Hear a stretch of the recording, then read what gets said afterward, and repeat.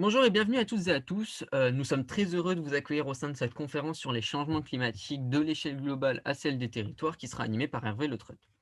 On va commencer par se présenter, histoire que vous en sachiez un peu plus sur nous. Donc moi, c'est Paul et aujourd'hui, je serai accompagné pour animer cette conférence de Julien et Guillaume.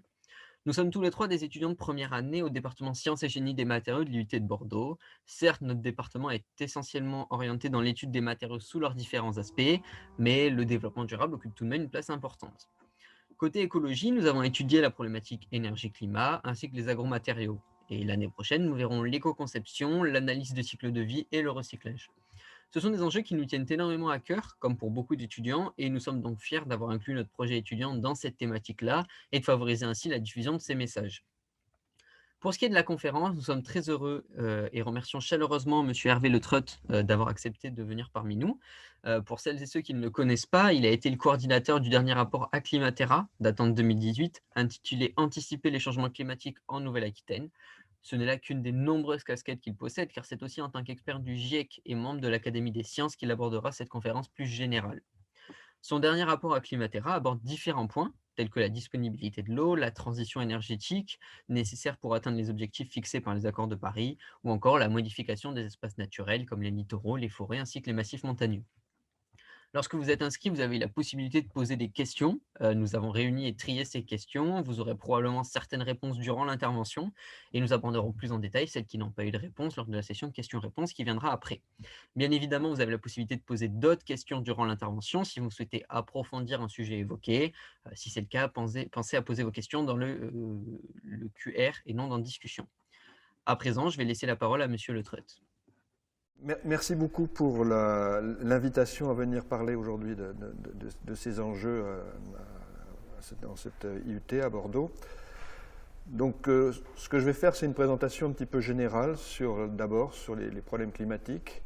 Et puis, petit à petit, j'essaierai de montrer les enjeux que cela représente et puis, effectivement aussi, les enjeux, cette fois plus régionaux, montrer que la dimension régionale des changements climatiques est quelque chose d'important et qui offre des lieux d'action pour un petit peu tout le monde par rapport à ces enjeux qui se développent très rapidement. Alors, je vais montrer des slides, donc je vais partager mon écran. Je vais donc présenter, comme je l'ai dit, une vision un petit peu générale du problème climatique pour commencer, et puis ensuite j'irai à des conséquences qui seront de divers ordres. Alors juste pour me présenter un tout petit peu plus, moi je suis chercheur à Sorbonne Université à Paris, à l'école polytechnique aussi, et bon, on appartient à l'Institut Pierre-Simon Laplace, mais le logo qui est en plus, c'est le logo d'Acclimatera, qui est un logo qui ne représente pas tout à fait mon travail de chercheur, mais plutôt ce qu'on a fait en région Aquitaine et dont je parlerai à la fin de cet exposé. La première chose que je voulais faire, c'est effectivement de donner une vision un petit peu générale de ce qu'est la notion de climat. Le mot climat est un mot qui est un mot très ancien, qui revient, qu'on doit au monde grec. Et ce monde grec savait que la Terre était ronde, savait aussi que c'était le soleil qui la chauffait et que il y a une différence en fait très marquée entre ce qui se passait au niveau de l'équateur et ce qui se passait de part et d'autre de l'équateur. Alors le mot climat veut dire inclinaison des rayons solaires sur la sphère terrestre.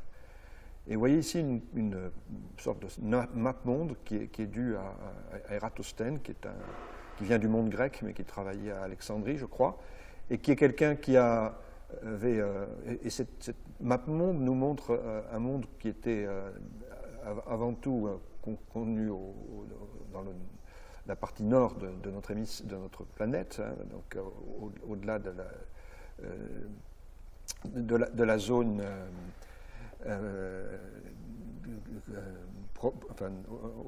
au-delà de la zone et de l'équateur. Et donc, l'idée de ce qu'est le climat était une idée qui était faite liée aux latitudes. Bon, quand on était près de l'équateur, on avait un climat très chaud. Ce climat très chaud était vu comme inhabitable. Et puis quand on est aux très hautes latitudes, que ce soit la latitude nord, qui était connue des Grecs, et puis la latitude sud, qui était imaginée par les Grecs, qui aimaient bien le sens des mathématiques et des symétries. Donc, vous imaginez une forme des deux côtés de zones inhabitables dans les régions polaires. Et puis, de part et d'autre de ces zones inhabitables, il y avait la zone habitable, la zone tempérée. Et c'est ce qui donnait son nom à tout ce qui est définition à l'époque de ce qu'est le climat. Donc c'est quelque chose sur lequel j'insiste un petit peu parce que ça veut dire que cette notion de climat, c'est une notion qui n'est pas une notion qui renvoie à des choses qui se passent au jour le jour, mais plutôt à une vision à grande échelle, d'une part, à longue échelle de temps, d'autre part, de ce qu'est l'état de notre planète, comment est-ce qu'elle se définit dans des enjeux qui ne sont pas des enjeux immédiats, mais qui sont des enjeux un peu de construction de ce qu'elle représente. Alors, cette idée du climat, on peut la définir, on peut définir le climat comme étant la composante d'un système qui est le système climatique. Alors, je voudrais juste donner une petite image pour montrer que cette vision simple du climat, elle a perduré pendant très longtemps. Alors vous avez ici les maps-mondes qu'on avait, et puis si vous lisez en détail, vous verrez qu'il y avait des climats qui correspondent à différentes latitudes. Il y a des climats pour chacune des latitudes de la planète Terre. Et donc ce système, cette vision des choses, elle a perduré. Ce diagramme vient du XIVe siècle ou XVe siècle. Au moment où on commence au moment des grandes découvertes et où on commence à avoir une vision un petit peu plus large de ce qui se passe sur la planète, cette vision, elle est allée en se compliquant au fil du temps. Et on a aujourd'hui un système dont on commence à beaucoup mieux comprendre comment il fonctionne. Alors, j'ai essayé de mettre quelques enjeux un petit peu pour montrer que ce climat, il dépend de paramètres maintenant qu'on connaît mieux. Le premier, c'est le soleil, je l'ai dit tout à l'heure.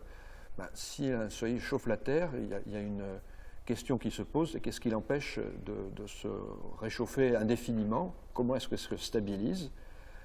La réponse à cette question est une réponse qui a été donnée de manière ancienne par Joseph Fourier, qui appelait ça chaleur obscure. Si le soleil réchauffe la Terre, mais il doit y avoir des éléments qui le refroidissent. Maintenant, on sait que ce qui le refroidit, c'est quelque chose qui s'appelle le rayonnement infrarouge. Donc, on chauffe la Terre et on crée du rayonnement infrarouge. Fourier est allé un petit peu plus loin. Il a inventé l'effet de serre, sur lequel je vais revenir juste après, et qui nous donne, donc, il y a 200 ans maintenant, une vision assez innovante de ce qu'est le problème climatique. Alors maintenant, la vision que l'on a, la vision, je dirais presque moderne du système climatique, c'est celle d'un système qui est beaucoup plus compliqué. On ne s'arrête pas à des problèmes de chauffage et de chauffage un petit peu différenciés selon les hémisphères, mais on est au contraire confronté à un problème où on a des composantes qui sont multiples. Alors ces composantes multiples, elles ont été connues depuis longtemps, depuis le monde grec.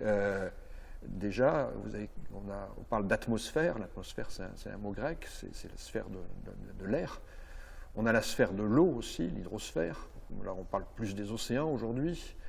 On a des sphères qui sont celles du sol, sous les continents,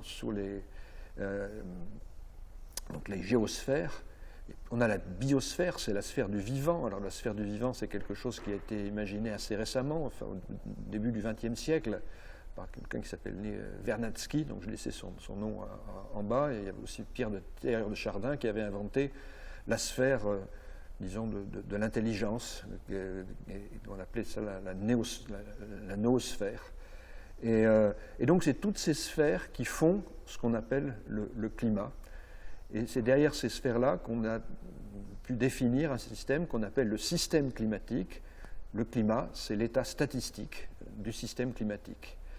Et ce système, il est compliqué parce que toutes les les sphères dont j'ai parlé sont des sphères qui sont en interaction les unes avec les autres. Si vous regardez comment fonctionne l'atmosphère par rapport à l'océan, ben, l'atmosphère met en route l'océan.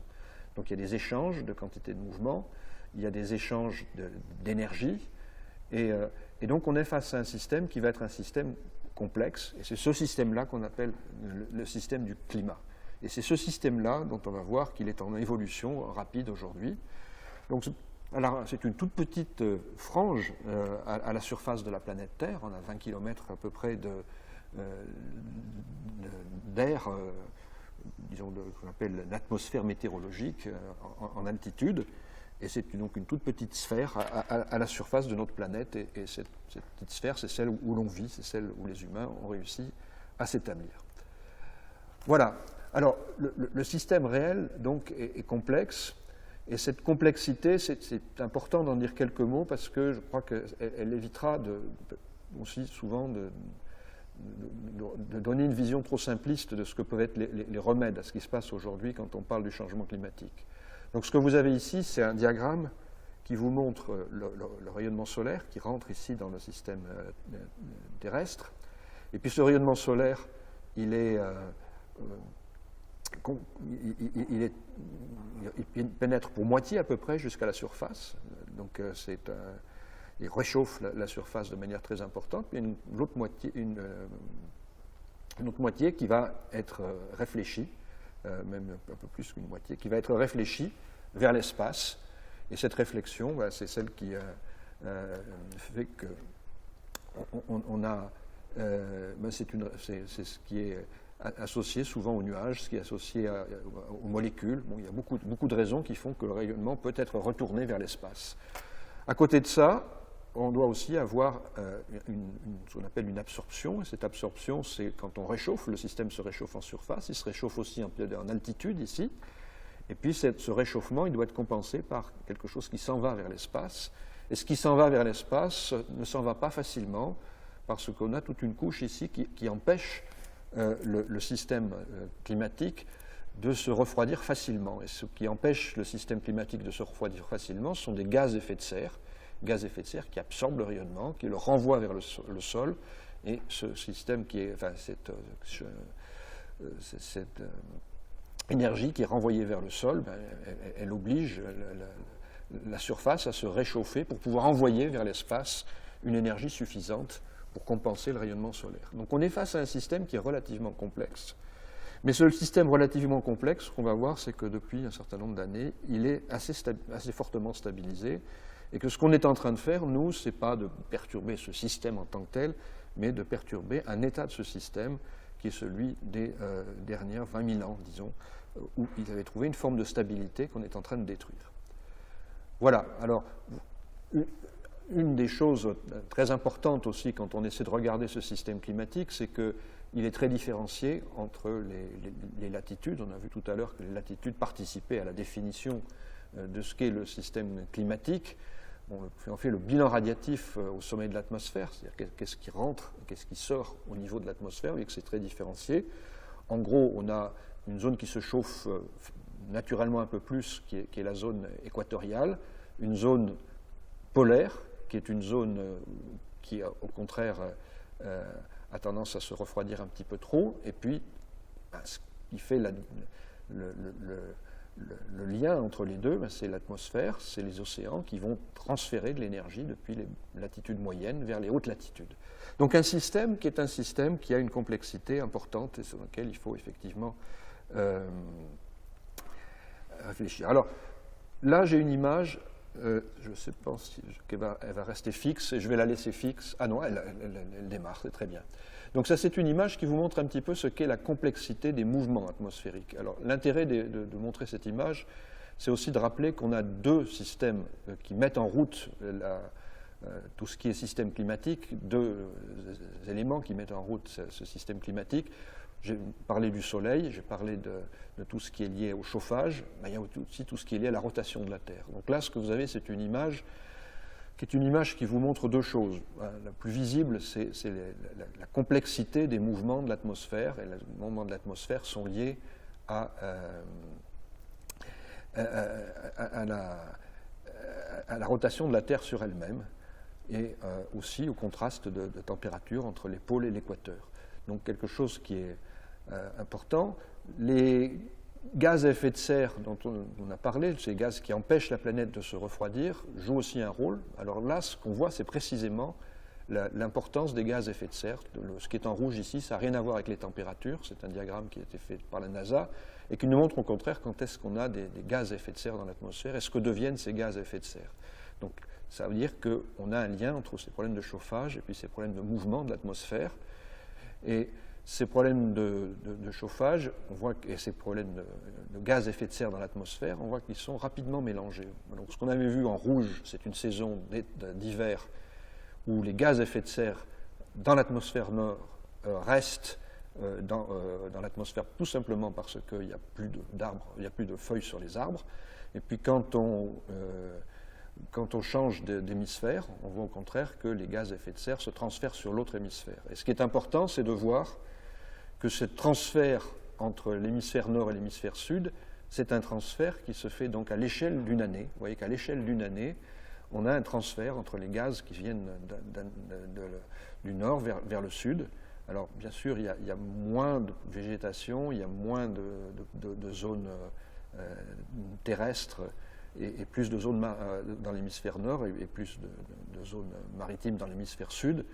Donc, les choses sont un petit peu différentes d'un hémisphère sur l'autre, mais on voit très bien qu'il y a quand même un échange à l'échelle annuelle entre ces deux hémisphères. Donc, si je résumais, on est face à un système dont on comprend le fonctionnement. Ce fonctionnement donne une certaine universalité à ce qui se passe aujourd'hui à l'échelle planétaire. On va revenir sur ces problèmes. Finalement, ce qui s'est passé avec le Covid a réussi à convaincre beaucoup de gens qu'on était confrontés à un problème qui n'est pas seulement un problème local, mais qui est un problème global.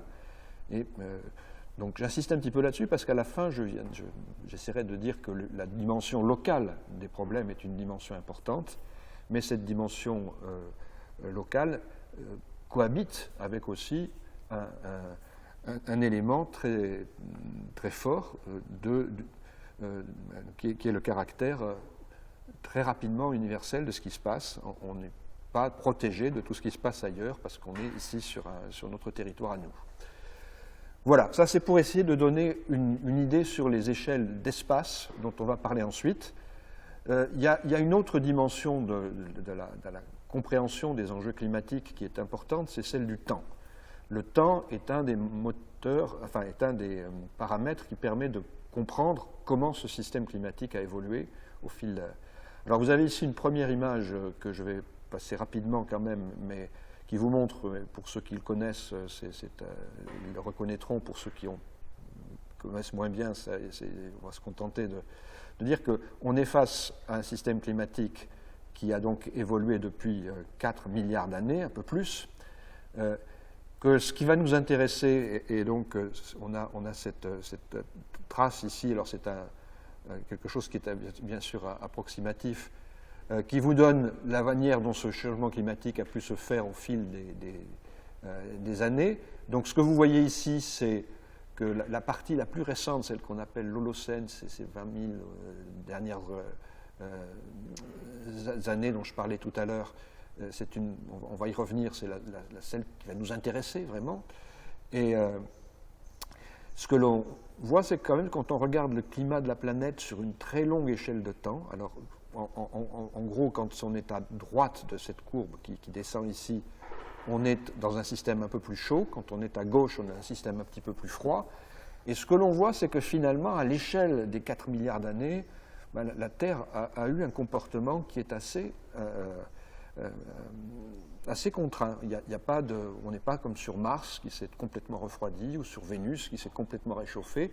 On a gardé une certaine stabilité du système climatique.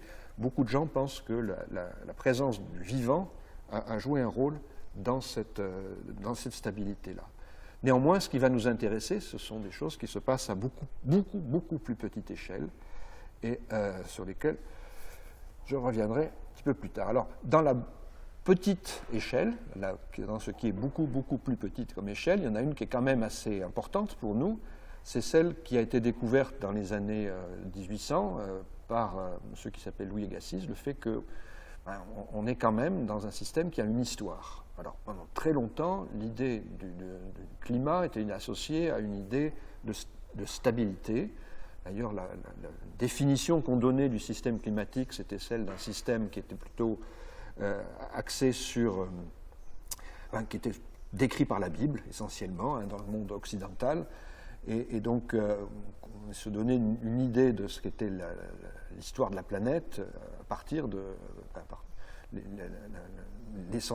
l'événement essentiel, c'était l'arche de Noé, si vous voulez, tout ce qui avait pu se passer à ce moment-là.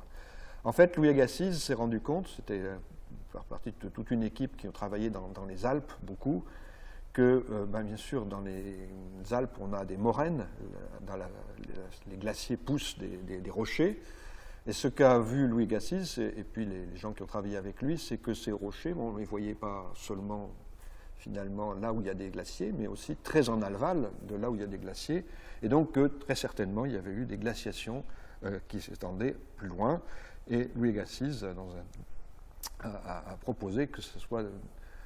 Ça explique aussi les surfaces très planes qu'on a dans le nord de l'Europe, et qu'en fait l'idée qu'on a eu des glaciations s'est imposée à ce moment-là, difficilement d'ailleurs, difficilement. Alors ce qu'on peut regarder comme idée un petit peu de ce que veut dire cette évolution, là on est sur une évolution, là j'ai parlé de 20 000 ans, donc 20 000 ans c'est ce qui marque la fin de ce que j'ai appelé l'Holocène. Alors le temps s'écoule de droite à gauche, ici, ça c'est l'habitude des géologues, et c'est le résultat de travaux qui ont été faits surtout par des forages dans les glaciers. Donc ce qu'on voit, c'est quand même un système qui a beaucoup évolué dans ces dernières... donc là, les derniers 20 000 ans, et puis tout ce qui est avant. Donc on a un stade chaud qui est il y a 120 000 ans, c'est pas très vieux, il y avait déjà en fait des humains, et même des homo sapiens à ce moment-là. Donc on a connu, en tant qu'espèce humaine, ces variations. Ces variations sont importantes. Quand on regarde ce qui s'est passé il y a 120 000 ans, on avait effectivement un niveau de la mer qui était beaucoup plus élevé qu'aujourd'hui. Et on pouvait passer à pied sec depuis la France jusqu'en Angleterre. Donc ce sont des changements climatiques qui ont été importants. Et la part qui nous préoccupe aujourd'hui, c'est la part de cet Holocène qui est une zone, une période qui est restée extrêmement stable depuis 20 000 ans. Et c'est cette période-là qui, comme elle était stable et chaude, elle a permis le développement d'activités humaines extrêmement fortes. Et c'est cette stabilité des 20 000 dernières années qu'on est en train aujourd'hui de bousculer. Voilà, donc je voulais montrer ça parce que, effectivement, le problème climatique se situe vraiment comme un problème qui nous concerne et qui ne concerne pas finalement fortement la planète. La planète va s'en sortir. La planète a toujours existé, a eu une histoire très, très, très riche. Ce qui est important, c'est effectivement de comprendre ce qui se passe aujourd'hui, où on a un développement qui est un développement très important en matière de population humaine, et donc on doit apprendre à vivre sur une planète qui est contrainte de manière forte et rapide. Alors, j'ai intitulé des enjeux en évolution. Ce que je voudrais montrer, c'est que ce qui se passe aujourd'hui, c'est quelque chose qui est quelque chose d'inattendu, de rapide, et je voudrais en dire quelques mots de ce point de vue-là. Alors, l'idée que le changement climatique pouvait... l'idée d'un changement climatique, elle est venue dans les dernières années sous la forme un peu d'une surprise. Alors, il y a souvent à ce niveau-là une compréhension qui est quelquefois un petit peu biaisée de ce que sont les évolutions, ces évolutions-là. Alors, j'ai essayé de mettre ça sous un diapositive qui donne quelques dates. Parce que très souvent, je trouve qu'on entend parler de ce que signifie le changement climatique actuellement avec des idées qui sont peut-être pas tout à fait exactes et qui pèsent un peu sur les prises de décision qu'on peut essayer de prendre. Alors, très souvent, on fait remonter les interrogations sur la réalité possible d'un changement climatique à un monsieur qui s'appelle Svante Arrhenius, qui a prix Nobel de chimie un petit peu plus tard, qui s'est vraiment intéressé à ces problèmes-là, qui a vraiment été capable d'anticiper des ordres de grandeur de ce que pourrait être un réchauffement de la planète si le niveau de CO2 dans l'atmosphère, le niveau des gaz à effet de serre était doublé, et qui avait conclu que c'était quelque chose finalement de très bon pour la planète. C'était une opportunité, puisqu'il avait calculé qu'en gros, au rythme où on émettait des gaz à effet de serre à cette époque-là, il fallait à peu près 3000 ans pour avoir un changement, un doublement du CO2, et que 3000 ans, c'est avec un doublement du CO2 qui permettait à ce moment-là un réchauffement important. Il a calculé quelque chose qui n'était pas tout à fait faux, c'est-à-dire qu'un doublement du CO2 pouvait donner un réchauffement de 5 degrés à peu près, donc quelque chose d'important. Et cette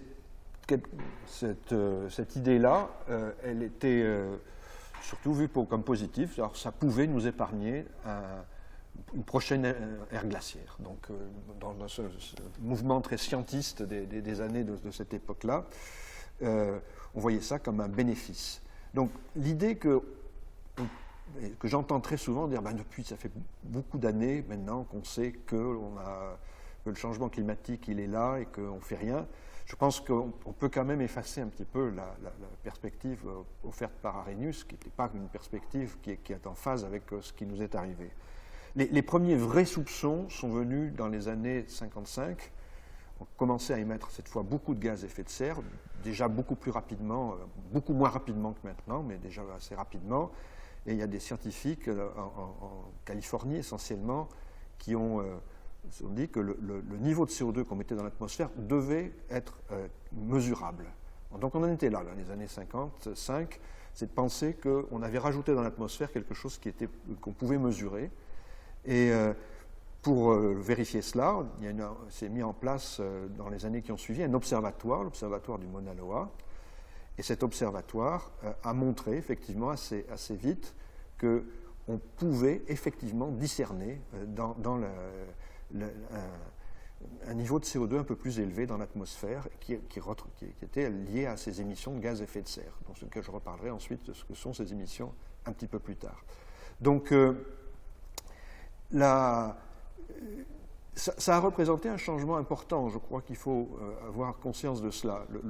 Il y a eu des sommets de la Terre bien en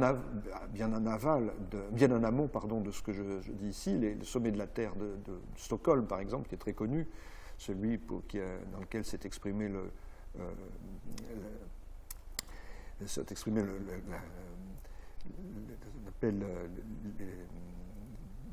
Club de Rome, Club de Rome avait montré qu'on avait des ressources qui sont finies, et essentiellement à cette époque-là,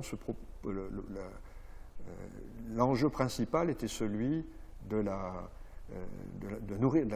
comment nourrir une planète avec une démographie qui était croissante, avec une pauvreté qui était toujours là. C'est essentiellement ces enjeux-là qui étaient mis en avant.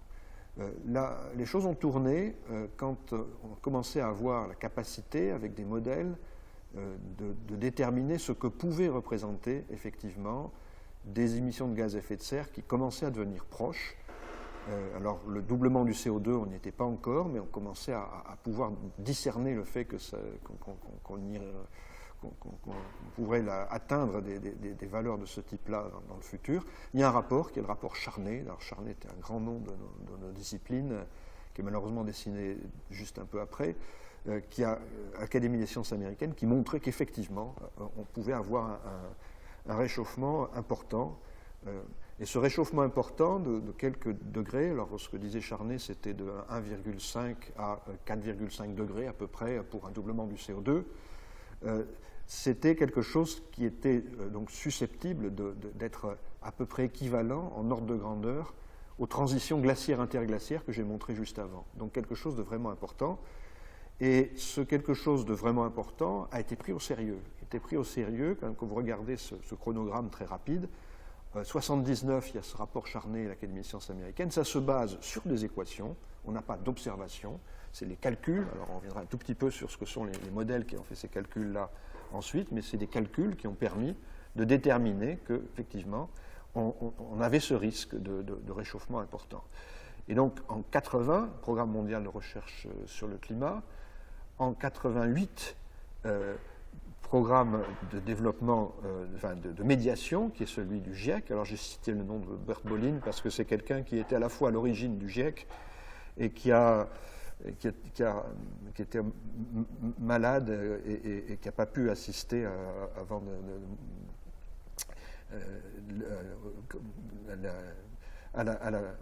qui aurait vraiment mérité d'être la personne qui porte le prix Nobel qui avait été attribué au GIEC.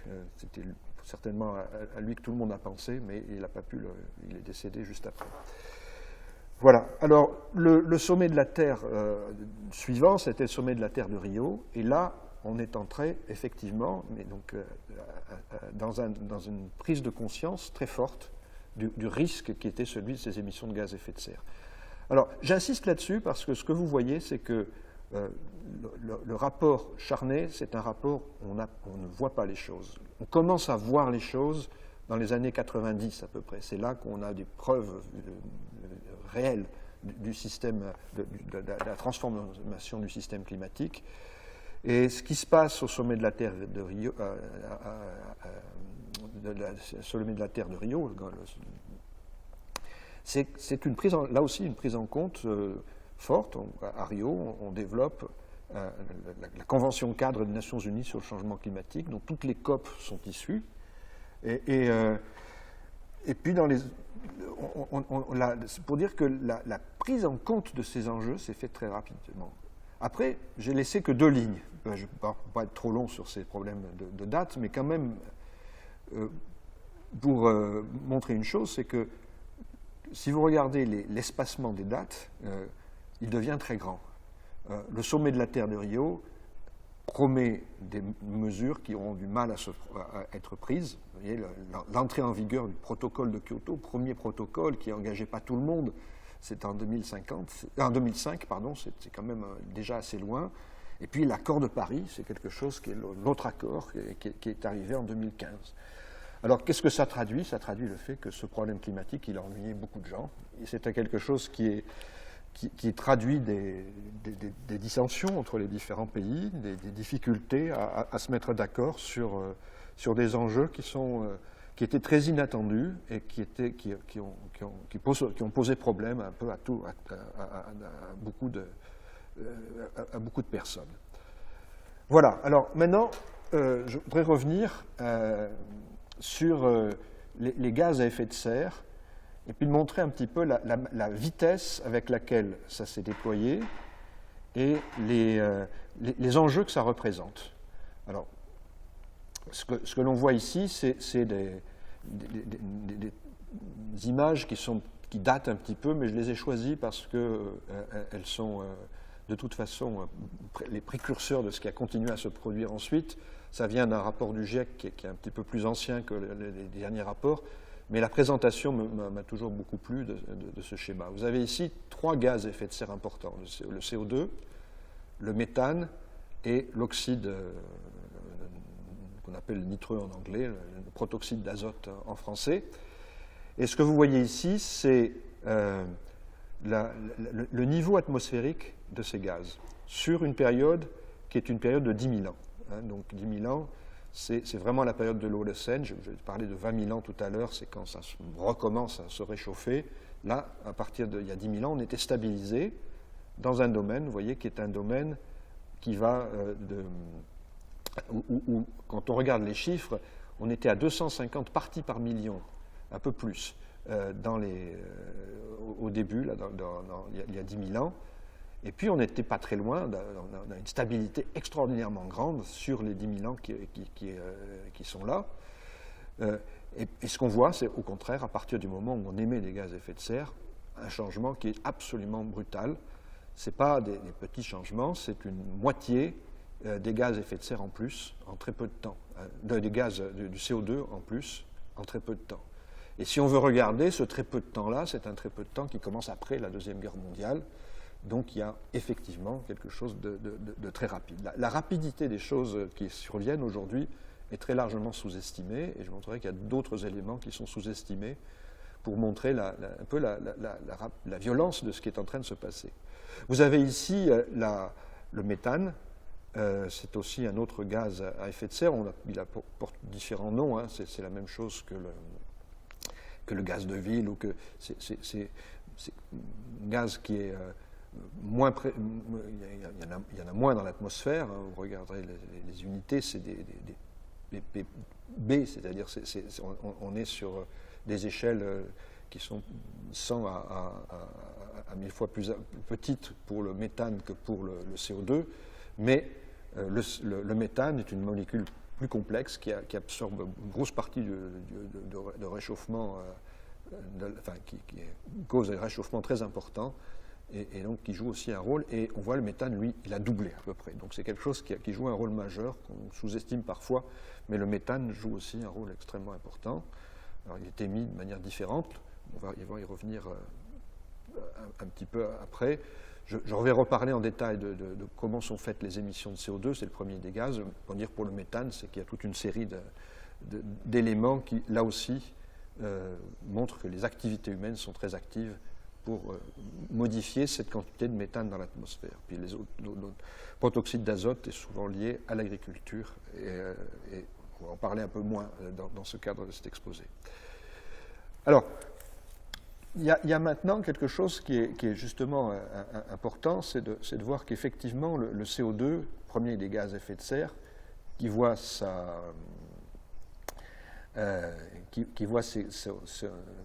son empreinte augmenter très régulièrement, il joue un rôle qui est un rôle majeur, qui est d'être l'un des acteurs principaux de l'énergie. Alors, ce qu'on peut dire, qui n'est pas sur ce diagramme, c'est qu'en gros, les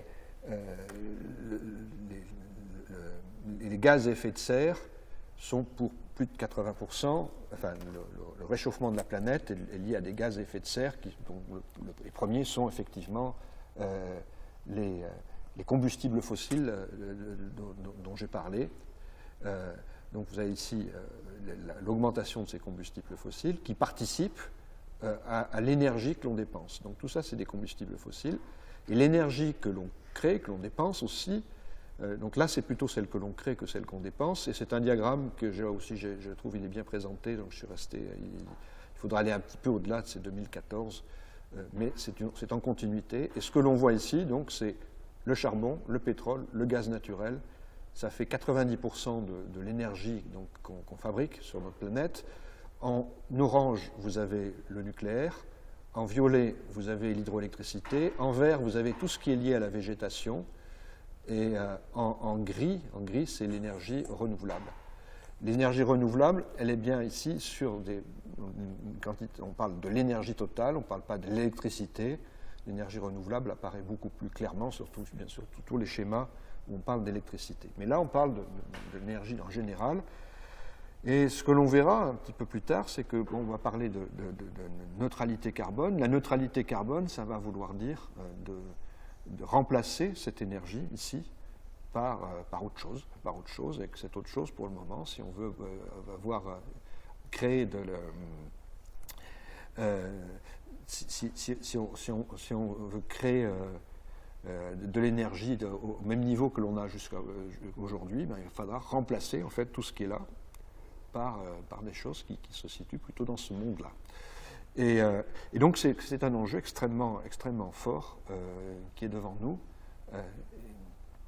et qui est souvent sous-estimé. Alors, il y a derrière cela plusieurs autres choses que je voulais dire. Alors, je vais juste vérifier, oui, je n'ai pas mis les slides, j'ai essayé de ne pas mettre trop de slides.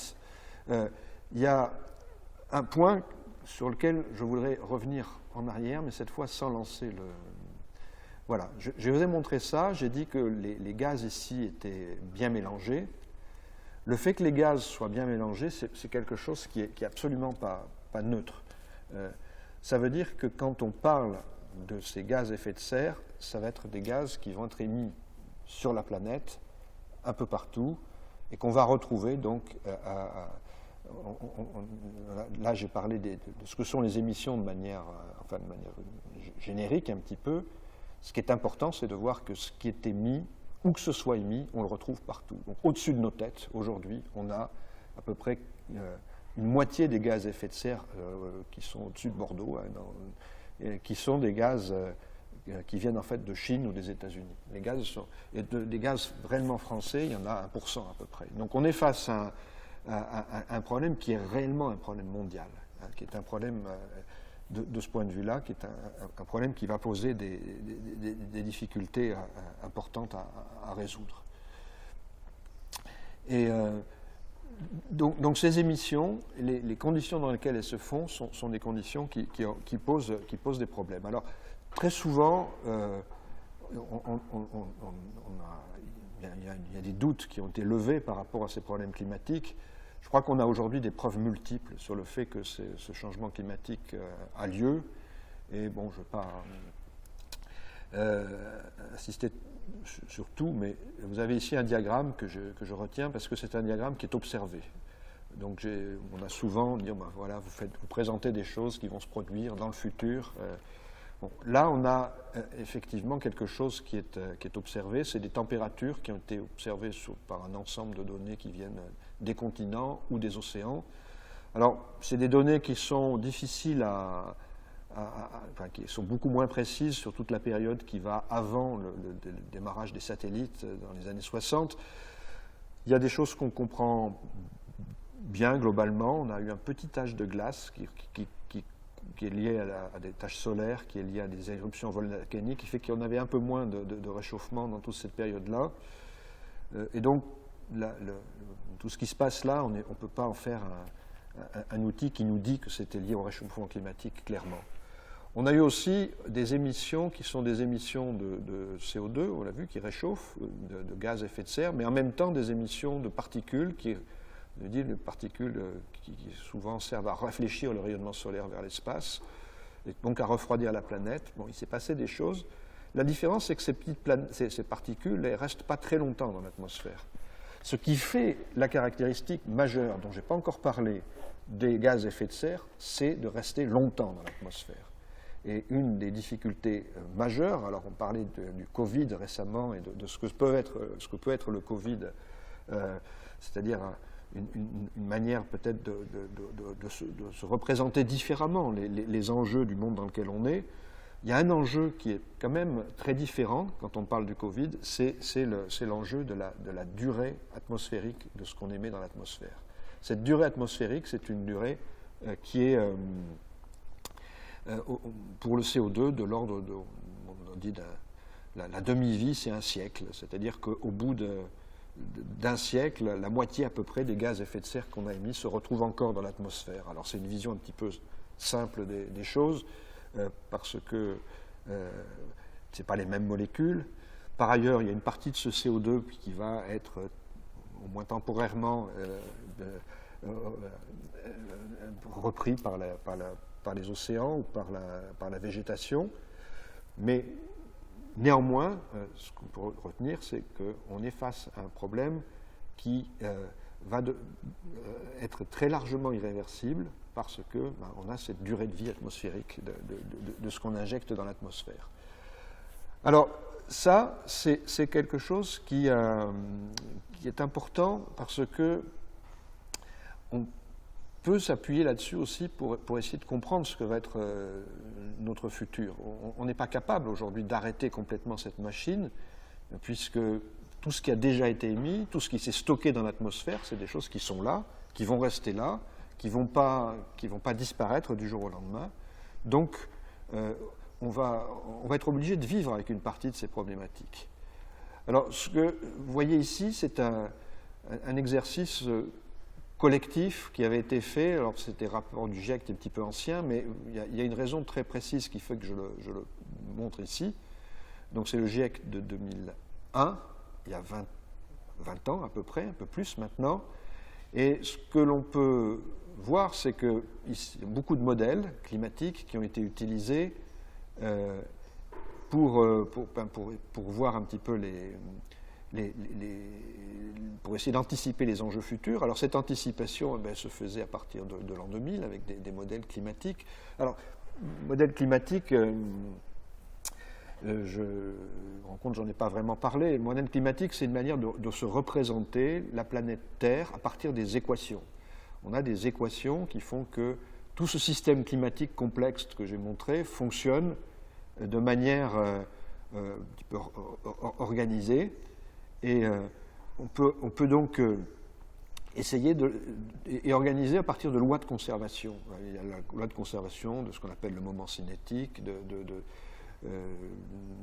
toute une série de mesures qui sont liées à la rotation de la Terre, qui sont liées au chauffage. À partir de ça, on peut reconstituer une planète qui ressemble à la planète Terre à partir de ces équations-là. Et je montrerai tout à l'heure que ça marche pas mal. Ça marche pas mal et c'est quelque chose auquel on peut avoir une certaine confiance en termes de compréhension des enjeux. Donc, à partir des modèles, les modèles sont multiples, il y en a dans différents pays de la planète. Vous avez deux ambiguïtés. La première, c'est que les modèles ne sont pas parfaits. Et puis, la deuxième, c'est que les émissions de gaz à effet de serre, on ne sait pas trop ce qu'elles vont être. Alors, il y a eu ce travail qui a été fait en 2000, c'était d'essayer de regarder ces deux enjeux. Donc, d'abord, essayer de savoir ce qu'on était capable de faire comme réduction des émissions de gaz à effet de serre, ou au contraire, jusqu'où on pouvait aller en se laissant aller vers le futur, justement, et puis vers un futur d'émissions fortes. Et puis, de l'autre côté, effectivement, de jouer avec différents modèles, et ces différents modèles pouvaient donner des résultats différents parce qu'on n'a pas une certitude absolue sur comment fonctionnent les nuages, sur comment fonctionne un certain nombre de systèmes compliqués. Alors, on aboutissait à ce diagramme, qui est un diagramme intéressant, qui montre que plus on va vers le futur, plus on a des incertitudes qui sont grandes, mais plus on a des risques qui sont grands aussi. Et j'insiste un petit peu là-dessus parce que c'est des enjeux qui très souvent sont pas très bien compris parce que on s'imagine qu'on devrait tout savoir sur ce qui va se passer dans le futur. Les émissions de CO2 sont difficiles à définir, mais ce que sera le climat lui-même sont difficiles à définir. Ça veut dire qu'on doit être prêt à affronter des zones de risque qu'on ne connaît pas bien. Et ces zones de risque, elles vont très au-delà de ce qu'on dit généralement. Il y a une volonté très souvent de dire tout ça c'est compliqué, on va le réduire à un chiffre. Ce chiffre, c'est un chiffre moyen. Le chiffre moyen, c'est un chiffre qui, par essence, ne donne pas de poids aux choses qui peuvent être plus rares, plus violentes, parce que on les fasse un petit peu derrière une valeur plus facile à montrer et plus facile à faire connaître. Donc, voilà, la zone des risques, c'est celle-là. Alors, cette zone des risques, elle a beaucoup choqué quand on a présenté ce diagramme. Alors, j'ai rajouté en rouge quelque chose qui est le 2 degrés de réchauffement par rapport à la période pré-industrielle. Donc, le modèle, là, il est basé sur des choses qui existent en termes de température, et puis, hop, ça augmente.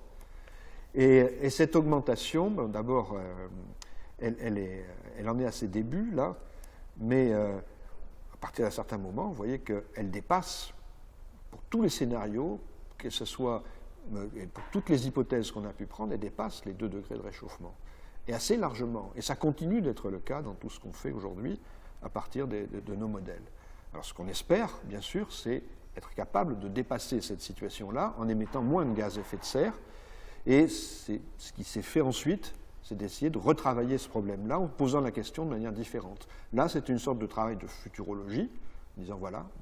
Et cette futurologie, elle a été assez réussie parce que quand on regarde ce qui se passe entre 2000 et 2020, en gros, on a des bons ordres de grandeur. C'est-à-dire la manière dont ça s'est réchauffé est une manière qui est cohérente entre ce qu'on a su anticiper et puis ce qu'on a su observer. C'est des choses, a posteriori, il y a un très bon accord. Donc, on sait que nos modèles fonctionnent assez bien et nous permettre en principe d'anticiper ce qui va se produire dans le futur. Alors,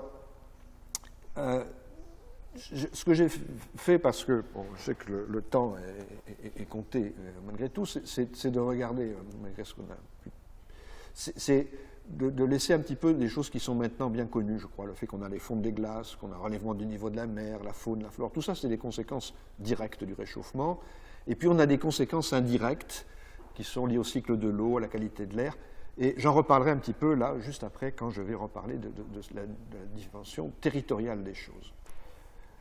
Voilà. Alors, maintenant, ça c'est une image de ce qu'est le modèle du système Terre, et je l'ai mise ici pour ne pas oublier un certain nombre de choses. D'abord, j'ai parlé beaucoup de l'atmosphère. Il y a l'atmosphère et l'océan. Et c'est les deux qui jouent ensemble. Hein. Quand on essaie de reconstruire cette image du système climatique, il faut avoir cette idée-là. L'océan va beaucoup plus lentement que l'atmosphère, parce qu'il est plus dense. Et c'est pourtant l'atmosphère qui le met en route.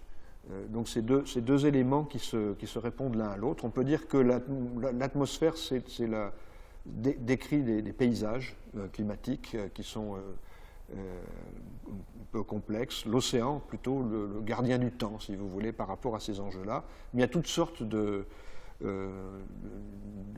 raisons de ne pas en faire une... Enfin, c'est une vision un petit peu simplifiée des choses. Il y a beaucoup d'autres choses qui peuvent se produire dans ce système qui est un système complexe, comme on l'a dit. Mais voilà, donc nous, on a construit des modèles. Un modèle, c'est un travail qui est le travail d'une centaine de personnes pendant quelques décennies de travail, et avec à la fin des calculs qui se font avec quelque chose comme un million de lignes de code. On est sur des schémas qui sont extrêmement lourds à traiter. Ça ressemble plutôt en complexité à ce que pourrait être un satellite. Hein. Donc on est sur des systèmes qui sont très complexes.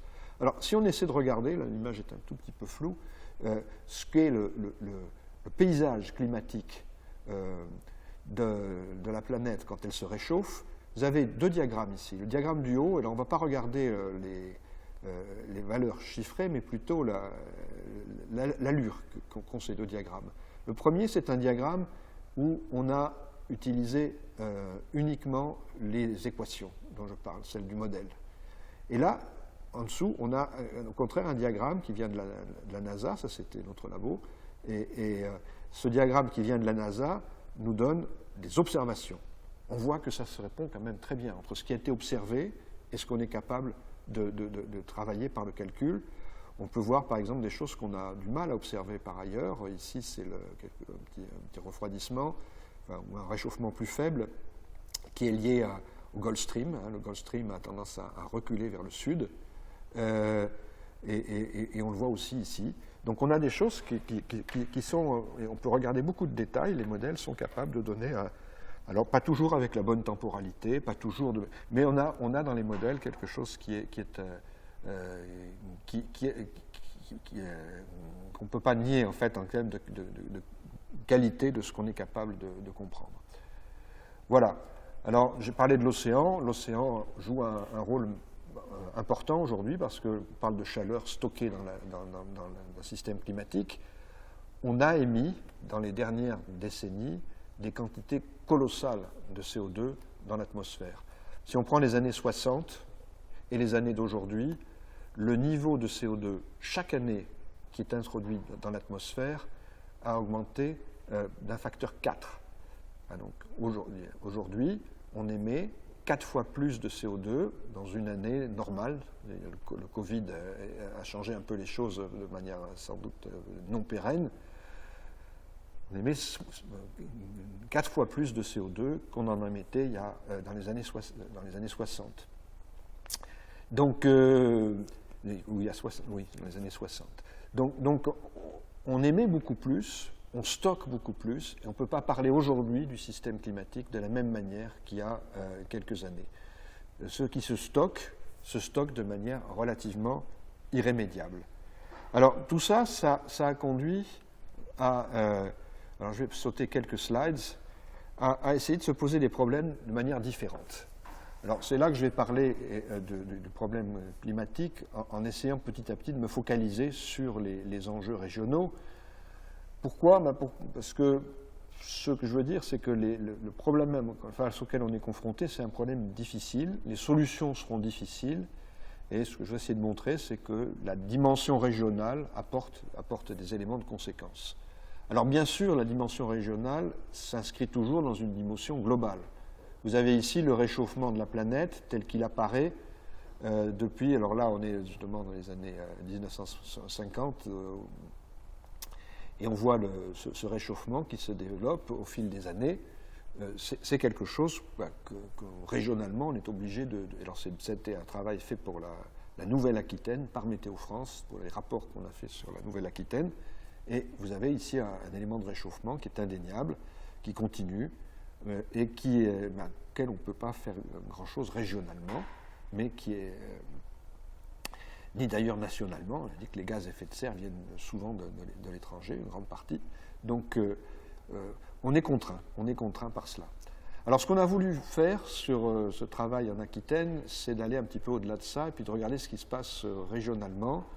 Pourquoi? Parce que ce qu'on a vu, ce qu'on va revoir, c'est le fait que le changement climatique, c'est quelque chose qui va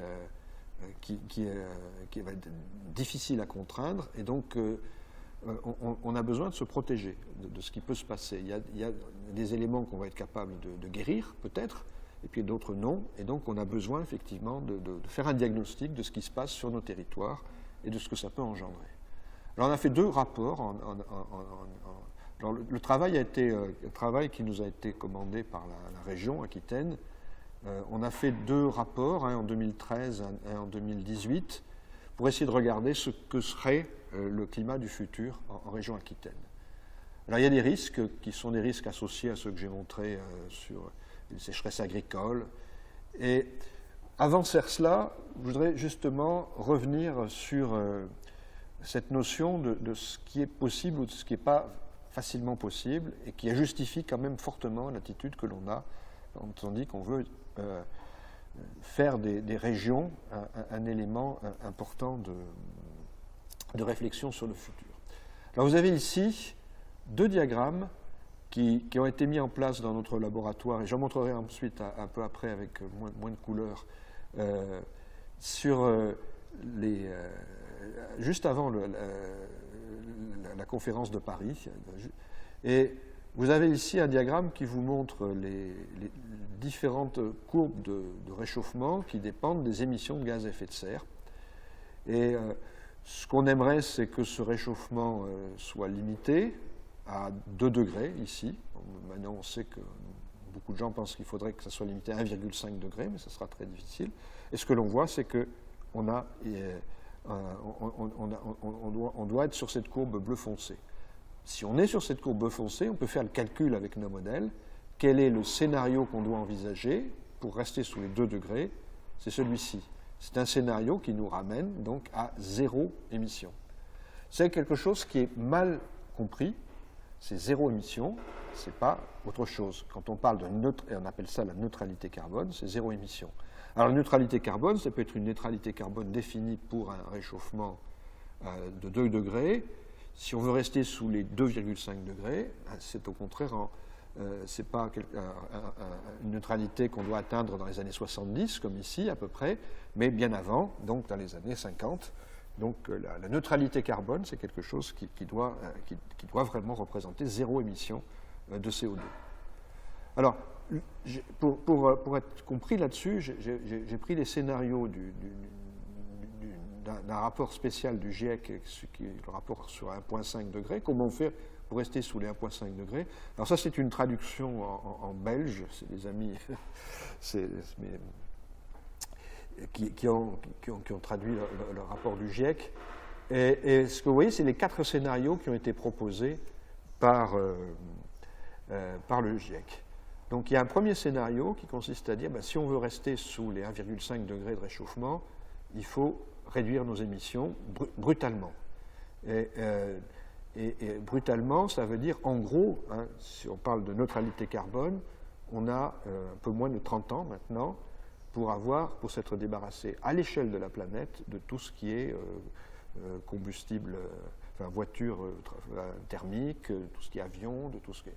quelque chose qui est difficile à porter, même à imaginer. C'est quelque chose d'extrêmement fort. Alors, en brun, vous avez ici des puits de carbone qui peuvent aider à séquestrant du carbone. Ça, c'est des puits qui sont des puits qui sont associés à des forages profonds, donc, qui consistent à capter et à séquestrer dans des réservoirs profonds des quantités de CO2. Il y a un scénario ici qui est d'augmenter un petit peu ces puits, de trouver le moyen d'augmenter ces puits.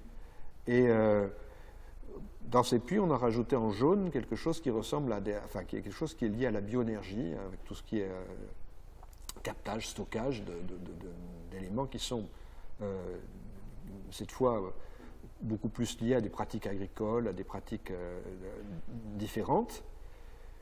Et puis, finalement, il y a alors ça, c'est quand on augmente un peu cela. Et puis après, il y a un des derniers scénarios, c'est qu'on ne sait plus comment faire, donc on espère qu'on s'en sortira dans le futur. La difficulté aujourd'hui, c'est que les scénarios P2, P3 et donc P4 sont des scénarios qui appellent alors il y a une partie qu'on peut faire au début avec de la sobriété, mais toujours à l'échelle globale, mondiale, mais il y a une partie des choses qui n'est pas faisable avec ce qu'on sait développer aujourd'hui de technologie. Il y a besoin d'un effort si on veut vraiment arriver à cette neutralité carbone. Donc en fait, aujourd'hui, on est quand même sur un besoin d'avancement rapide. Et je pense que les objectifs qu'on se donne sont moins importants que le fait de démarrer rapidement des constructions qui soient des constructions positives du futur. Voilà. Alors, l'adaptation au changement climatique, de ce point de vue-là, elle est inévitable. On doit se protéger nos territoires. Mais par contre, on ne peut pas faire ça en négligeant d'atténuer le réchauffement climatique.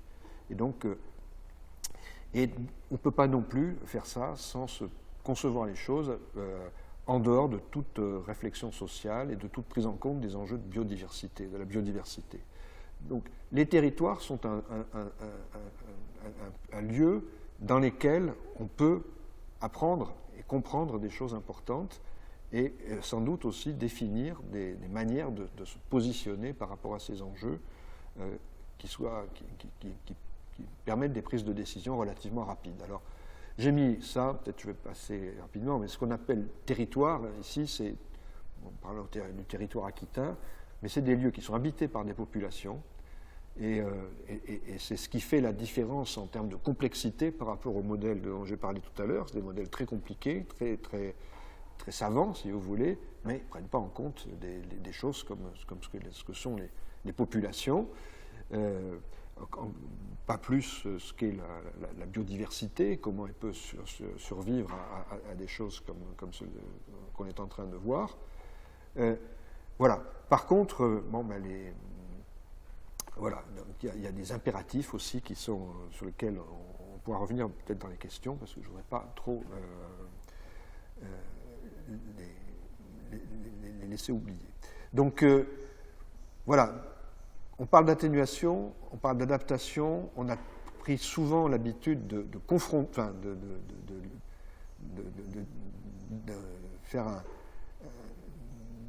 séparer un peu ces deux approches. En fait, ce n'est pas des choses qui sont très différentes. Si on prend ce qui se passe sur un territoire, l'adaptation, ça veut dire s'intéresser au transport, s'intéresser à l'habitat, s'intéresser aux filières agricoles, s'intéresser aux énergies renouvelables. C'est en gros quand même les mêmes. De toute façon, il faut que les démarches qu'on va prendre pour essayer de réduire les émissions de gaz à effet de serre s'inscrivent dans du réel. Hein. Il y a toujours un lieu où ces choses-là sont portées. Donc, il n'y a pas de différence en fait de nature entre l'adaptation et l'atténuation, sauf que pas seulement en tout cas, l'adaptation, elle est là aussi pour rappeler qu'il y a des gens, pour rappeler qu'il y a des enjeux locaux et qu'on doit satisfaire en même temps qu'on atténue les émissions de gaz à effet de serre. Donc ça, c'est quelque chose qui est...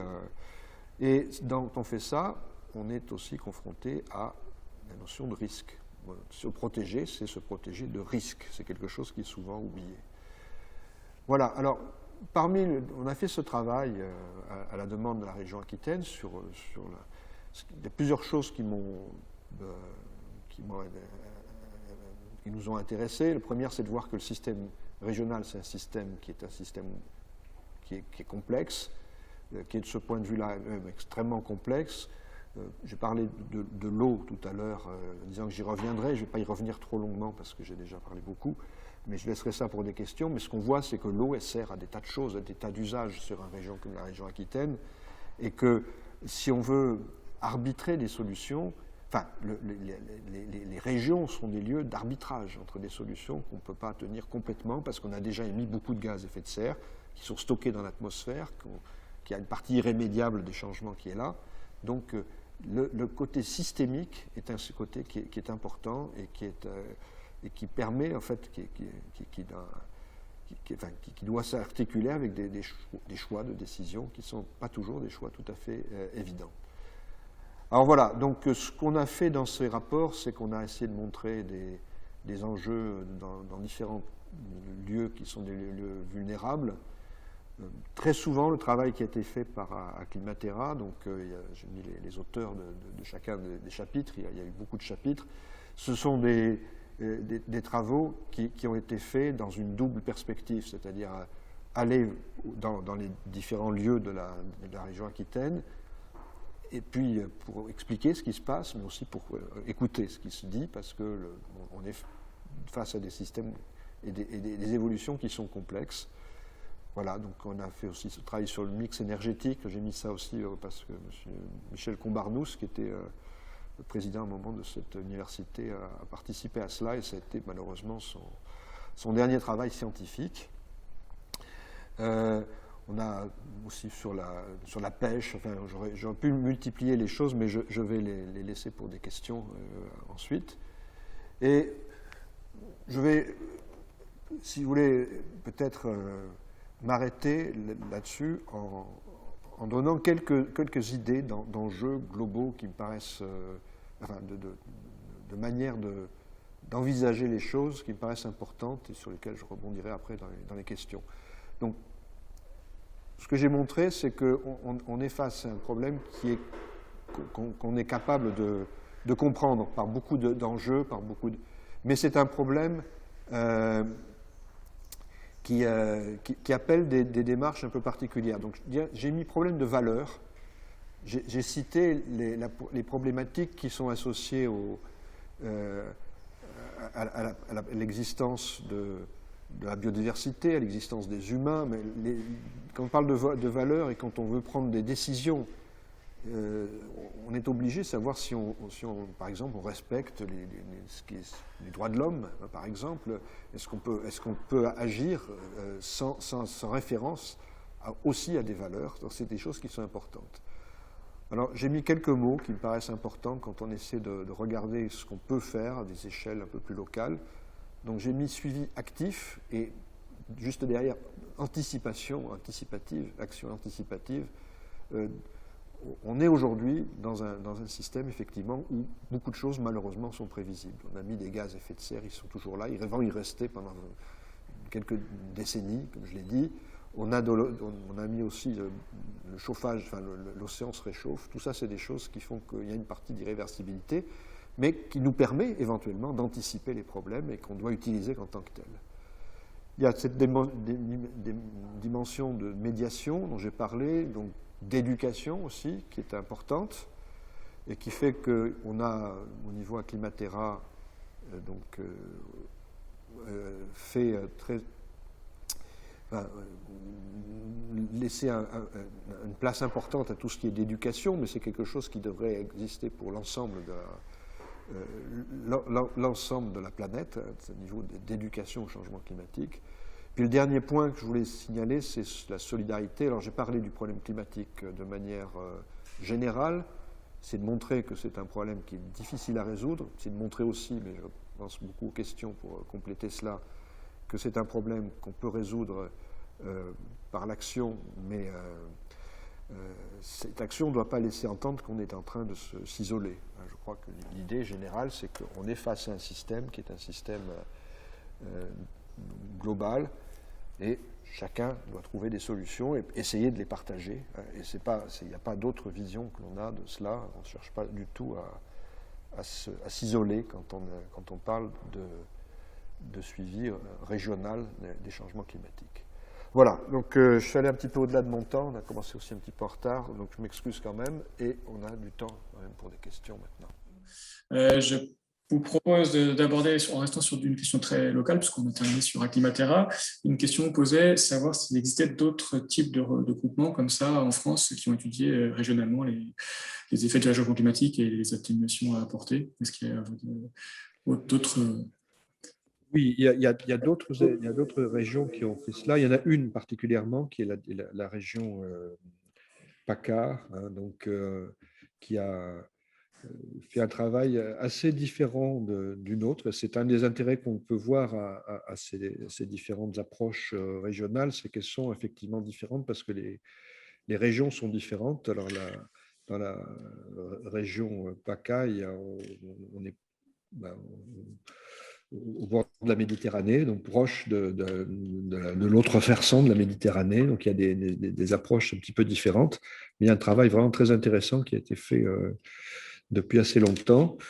Et puis, ça se développe un petit peu partout. En fait, cette idée qu'on a besoin d'un suivi local, non pas pour se replier sur soi, mais pour justement participer à quelque chose d'un petit peu plus large éventuellement et d'échanges un peu plus larges. Je crois que c'est quelque chose qui ne constitue pas une solution, mais qui est peut-être, parce que la solution, ça serait vraiment d'arriver à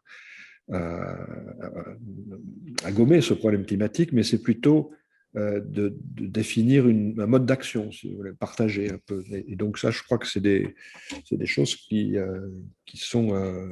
commencent. Donc il y en a dans beaucoup de régions. Alors je ne sais pas si je vais essayer de les citer toutes, mais il y en a dans les îles.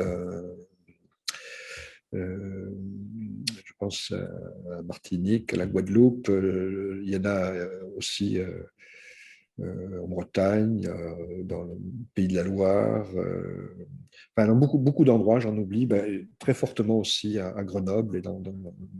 Donc il y a beaucoup d'endroits où ça commence à se développer. Et vous parlez de mise en action anticipative et du coup, quelles sont les courroies de transmission entre le travail avec Climatera et les acteurs du terrain, parce qu'on voit que dans la Climatera, il y a les champs des différentes, donc la forêt, tout ce qui est conchyliculture, des activités de montagne, donc on voit qu'il y a des acteurs du terrain qui sont impliqués. En termes de formation, d'éducation, comment s'est construit cette courroie de transmission entre le rapport, l'approche scientifique, et l'approche politique qui a commandé le rapport, et après les acteurs de terrain pour initier des changements. Alors c'est une question très importante. Hein. Je suis content qu'elle ait été posée parce que j'ai pas. C'est effectivement, d'abord pour parler un petit peu de la vision des choses qu'on peut avoir en tant que scientifique. Je pense qu'on s'est rendu compte petit à petit du fait que les messages que l'on donne ne sont pas des messages qui passent nécessairement très fortement au niveau des élus. Et c'est vrai que la manière dont on présente ces enjeux-là est très importante. Les élus ont des nécessités, ce qu'ils font est toujours voter. Il faut gagner ces votes-là. Enfin, il y a beaucoup de choses qui font que c'est pas si facile que ça, à ce niveau-là, d'agir. Donc, je crois que c'est très important, effectivement, comme vous le dites, qu'il y ait une courroie de transmission qui soit un peu plus forte que celle qui existe aujourd'hui. Alors, nous, ce qu'on a essayé de faire de notre côté, c'est effectivement d'avoir un travail de médiation qui soit un travail de médiation un peu plus marqué que ce qui pouvait exister avant, à l'échelle régionale. Je parlais de cette écoute. Concrètement, ça voulait dire qu'il y a eu une quarantaine au moins de villes qui ont été visitées par Acclimatera pour aller regarder un petit peu ce qui s'y passe, c'est-à-dire présenter des choses à des scolaires, à des entrepreneurs. Donc, il y a eu tout un travail de ce type-là qui a été fait, qui est toujours un travail bénévole d'ailleurs. Et puis, néanmoins, ça ne suffit pas complètement. Il faut qu'il y ait un autre versant des choses. Et dans les dernières années, la région a eu l'idée de créer quelque chose qui s'appelle Néoterra.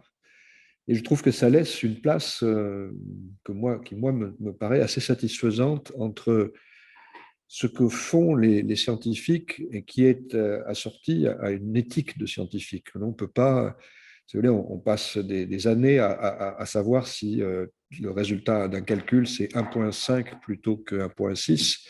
Si quelqu'un arrive en nous tapant sur l'épaule en disant c'est pas grave, dites 2, ça fera meilleur effet, on peut pas. Donc, on est contraint par des règles éthiques comme celle-ci. D'un autre côté, les élus sont contraints aussi, je l'ai dit, par des règlements, par des approches un peu différentes des problèmes. Donc, le fait d'avoir d'un côté Acclimatera ou l'écobiose aussi pour les APSP qui sont liés à la biodiversité, et puis de l'autre côté d'avoir euh, la partie régionale avec un projet de mise en œuvre des choses, ben, ça permet quand même de se voir, de se parler, puis de rester chacun un petit peu sur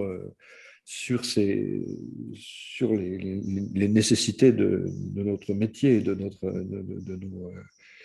on ne peut pas se trahir, si vous voulez, on ne peut pas changer. Donc, mais c'est une démarche qui, à mon avis, demande à être encore renforcée, mieux décrite. Je crois qu'il y a beaucoup de choses qui se jouent à cette interface-là, l'interface entre le diagnostic scientifique et la mise en œuvre. Et puis entre les deux, on a aussi le problème qui est national, mais qui est aussi international, malheureusement, c'est la difficulté on a une difficulté on a une administration qui est un petit peu lourde, donc la mise en œuvre aujourd'hui devrait être très rapide, elle a du mal à l'être. Mais c'est des enjeux qui sont très importants et qu'il faut travailler très clairement. Et vous évoquez la position du scientifique, c'est une question qui est arrivée aussi.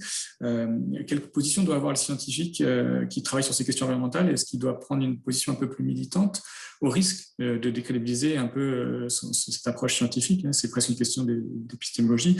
Comment doit se positionner le scientifique sur ces questions-là? Alors moi, je peux répondre en tant que personne parce que j'ai ma vision, j'ai mon idée par rapport à ça. Elle n'est pas nécessairement partagée par tout le monde dans notre laboratoire. On a beaucoup de discussions à ce sujet-là. Je pense qu'il y a des éléments qui sont clairs et qui nécessitent qu'on s'engage, je pense, sur des problèmes. Je prends un exemple qui est facile parce qu'il est presque caricatural. C'est ce qui se passe aujourd'hui au Brésil avec M. Bolsonaro. La forêt amazonienne, c'est une forêt qui s'est constituée il y a des millions d'années, des dizaines de millions d'années même. Il n'y a pas de glaciation dans ces régions-là, donc en fait, la biodiversité est immense.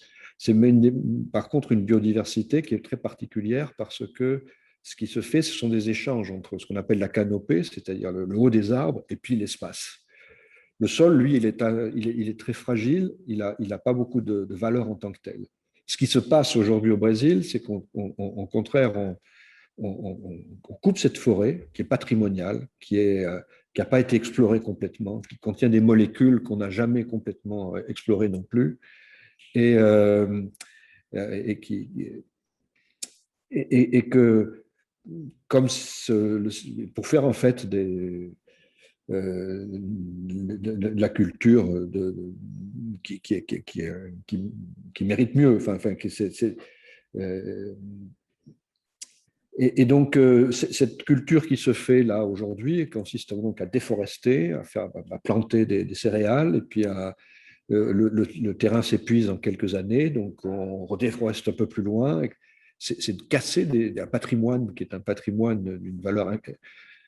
Et qui, d'autres que les scientifiques, peuvent dénoncer cela? Donc je pense qu'il y a vraiment, effectivement, à un moment donné, un besoin de pouvoir dire les choses, de dire les choses, vraiment. Je crois que c'est très important. Après, je crois qu'on doit rester attentif à ne pas crier au loup tout le temps. Il y a des tas de choses qui ne sont pas prouvées, elles ne sont pas prouvées. Donc, on ne peut pas en parler comme si elles étaient prouvées. Je crois qu'il faut faire attention à cela.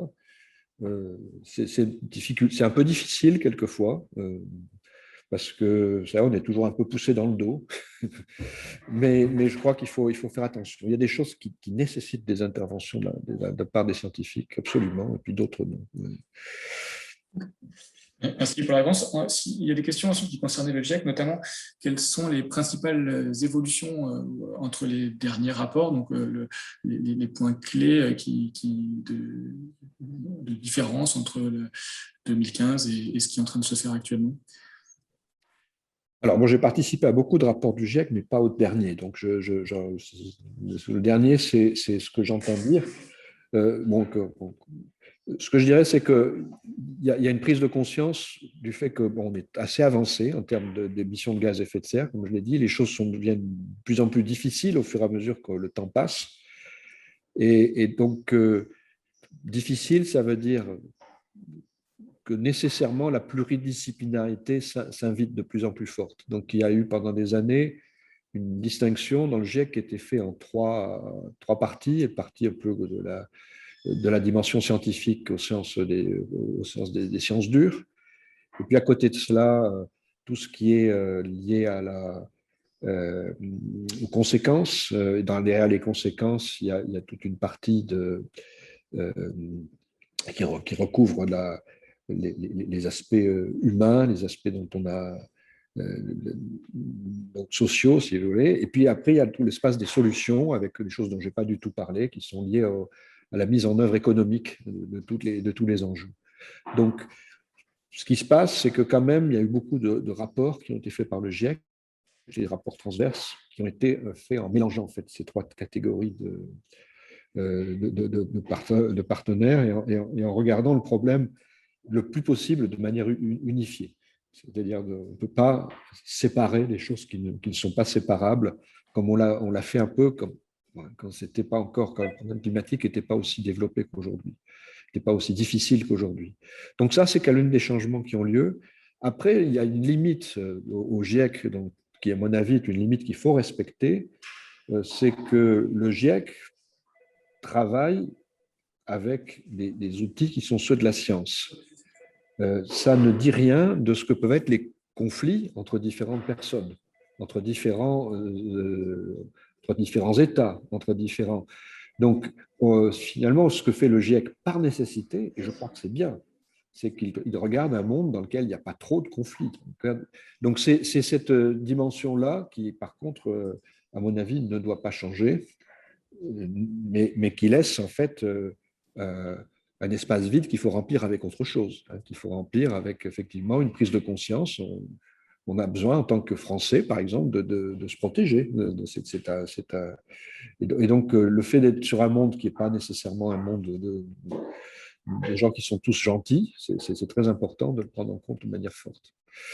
Alors, pour rebondir là-dessus, il y a des questions, là, plusieurs questions qui regroupent justement le rapport entre le citoyen, le politique et les multinationales, et notamment comment vous disiez que les gaz au-dessus de nos têtes représentaient 1% de ce qui avait été émis localement. On voit que donc, le problème est global. On voit aussi le poids des multinationales dans les prises de décision et dans les pilotages. Et du coup, comment vous voyez un petit peu ce fonctionnement supranational et est-ce que du coup l'échelle de la région, vous disiez que c'était une bonne échelle d'application pour avoir ces effets concrets sur le terrain, et du coup une des questions se disent, est-ce que finalement la région c'est une bonne échelle si en fait tout se joue au niveau supranational? Je pense que ce que j'ai essayé de... Oui et non, enfin, c'est une question qui renvoie à ce qu'on est capable de faire. Je crois que c'est vraiment... Je pense qu'il est nécessaire qu'il y ait effectivement des modes de contestation de ce qui peut se passer dans le monde d'aujourd'hui, qui n'est pas... Je pense, comme je l'ai dit tout à l'heure, que la parole qu'on peut porter en tant que scientifique n'est pas tout à fait celle-là, mais ça ne veut pas dire que cette parole-là ne doit pas être portée. Et je crois que c'est très important, effectivement, d'avoir une réflexion un petit peu plus large sur les enjeux qui dépassent ce que j'ai pu raconter, moi, en tant que scientifique. Maintenant, je crois qu'on est aussi en devoir d'indiquer des pistes. Moi, je pense que la dimension régionale, c'est quelque chose où on ne peut pas se tromper beaucoup et qui permet d'agir tout de suite. Donc, c'est ça qui, pour moi, fait la force de la dimension régionale. C'est qu'on sait à peu près euh, de ce point de vue-là, j'ai parlé de la neutralité carbone en disant que ce serait très difficile. Ce sera très difficile, mais ça nous donne une direction quand même. Ça nous donne une direction dans laquelle on doit aller. Et cette direction, on ne doit pas tarder à la prendre. Quel que soit l'avancement qu'on aura dans le futur, on doit le faire maintenant. Moi, ce qui me gêne le plus aujourd'hui, ce n'est pas tellement le fait que on essaye de regarder des choses à un niveau régional, et de se protéger et d'anticiper un peu cette protection nécessaire. C'est le fait qu'on n'ait pas fait grand-chose finalement. On reste souvent à débattre, à débattre, à débattre. À un moment, il faut arrêter de débattre et puis faire des choses, quoi, je crois. Alors, on les fait près de chez soi, c'est normal au début, mais je pense que ça ne suffit pas, bien sûr. Et vous parliez de contestation et du coup de messages scientifiques. J'ai l'impression que l'honnêteté qui tient à cœur dans ces débats scientifiques orientés environnement, j'ai pas l'impression, par exemple, d'un point de vue économie, les théories économiques qui sont portées aussi par des gens qui font de la recherche en économie se diffusent d'une manière très différente dans les politiques et dans les manières de piloter les entreprises. Du coup, est-ce qu'il n'y a pas un peu deux manières différentes de transmettre les résultats de la recherche et les visions du monde d'un point de vue scientifique et modélisation. Parce qu'il y a des modèles économiques aussi qui tournent. D'ailleurs, Nordos, sur sa manière d'appréhender le réchauffement climatique et l'optimum de réchauffement par rapport à ce qui se passe en économie, ça peut être questionnant aussi de voir comment ça se l'économie a un statut un peu particulier dans les sciences. C'est quelque chose qui est à la frange entre des pistes de réflexion et des volontés d'action qui ont été quelquefois difficiles à prendre. Bon, je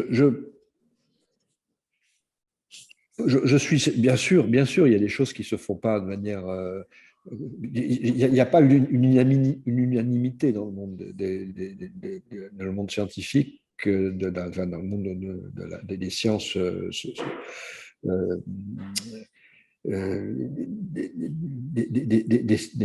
toute la. Il y a un mot qui manque là. Dans le domaine des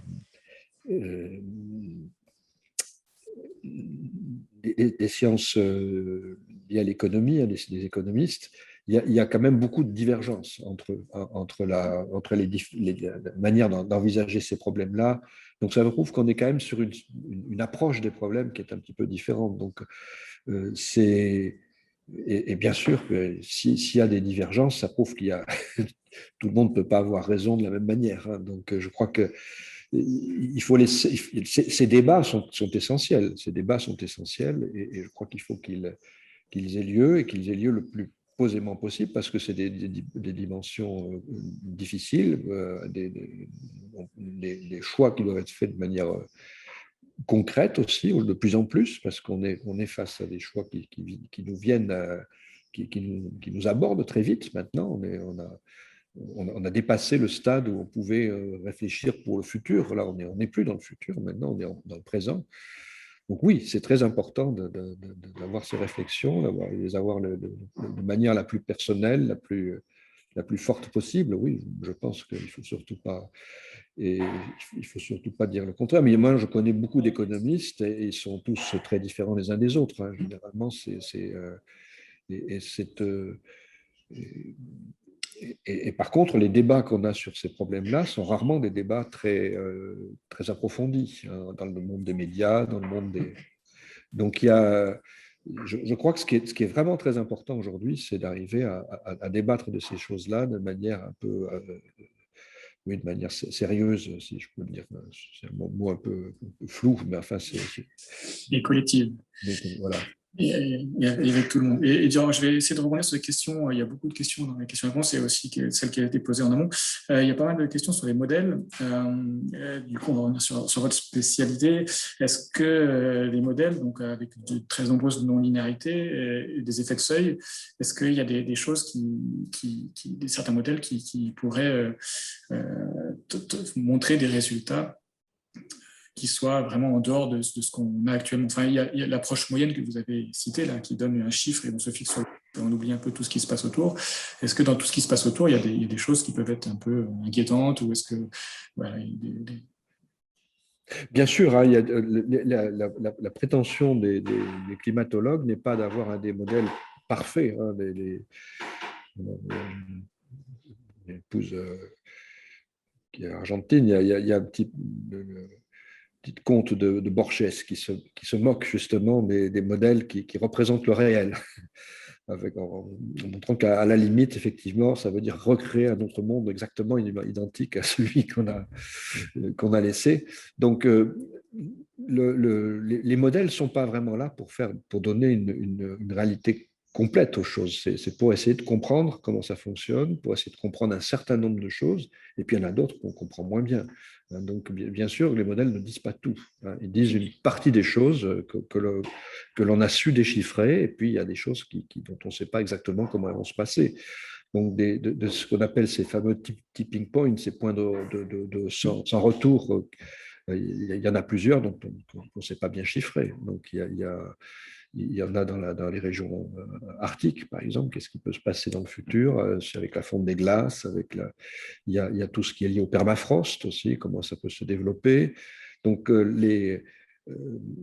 et dans le monde océanique, il y a aussi beaucoup de choses qu'on ne sait pas bien situer. Donc, il y a pas mal de risques. La position qui a été celle de nos communautés, ça a été souvent de dire que on avait suffisamment d'éléments pour dire qu'il fallait prendre des actions pour essayer d'en inventer d'autres sur lesquels on ne savait pas trop quoi conclure. Donc, mais ça ne veut pas dire qu'on a établi des choses qui sont des gardiennes de notre sécurité, par exemple, complète. Voilà. Si on devait ordonner les principales rétroactions actuelles dans les modèles, donc vous avez cité le permafrost, si on parle des rétroactions elles-mêmes, les plus importantes, c'est celles qui sont liées aux nuages, aux aérosols, dont j'ai parlé un peu, et c'est celles qui ont le plus d'impact sur le caractère incertain des résultats. Le fait que les modèles soient assez divergents dans certains domaines, c'est quand même très lié à ça. Après, il y a des choses qui sont évolutives. Moi, j'aurais du mal à les classer comme ça facilement. On parlait du permafrost.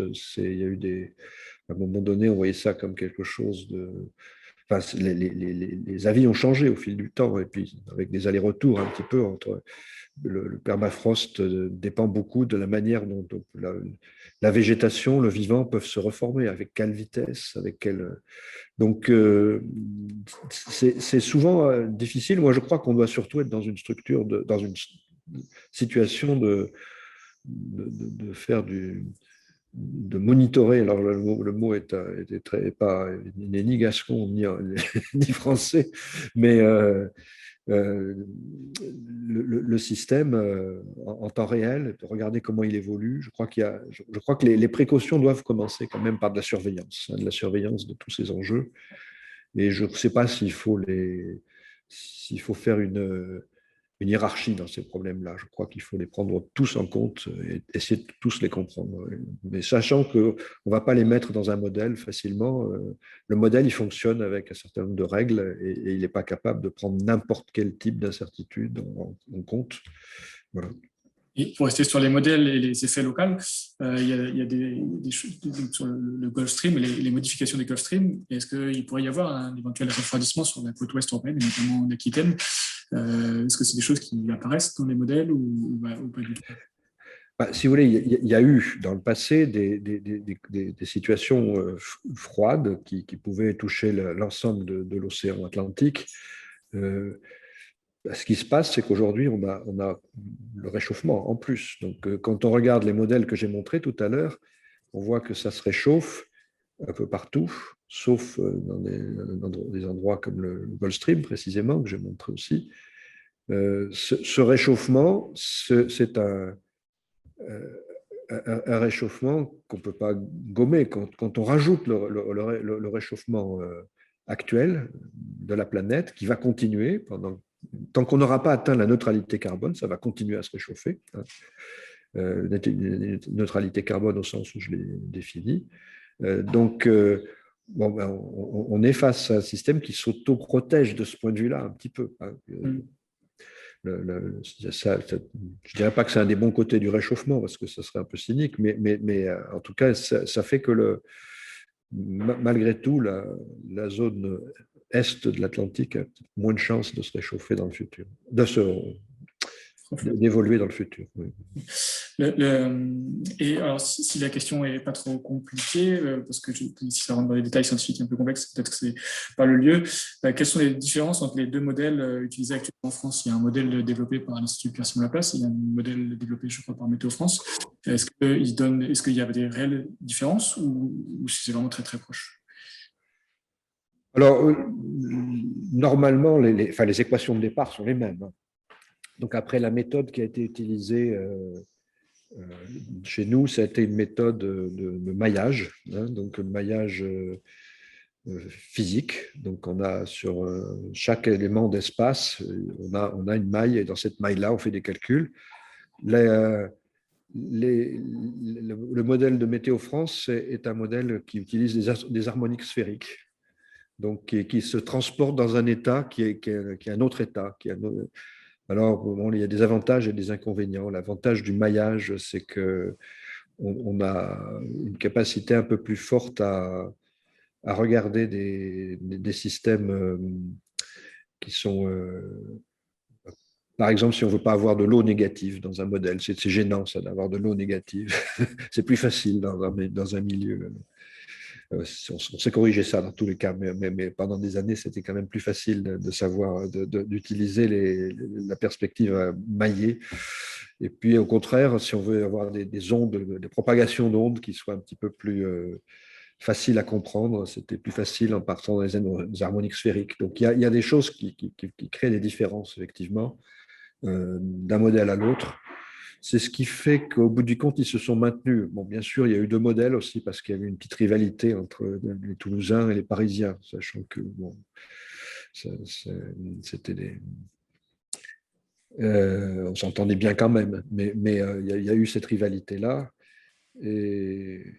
Mais au bout du compte, s'il n'y avait eu que cette rivalité-là, je pense qu'il y aurait eu qu'un seul modèle très, très vite. S'il y a eu plusieurs modèles, c'est parce qu'on a toujours eu du mal à savoir lequel était le meilleur.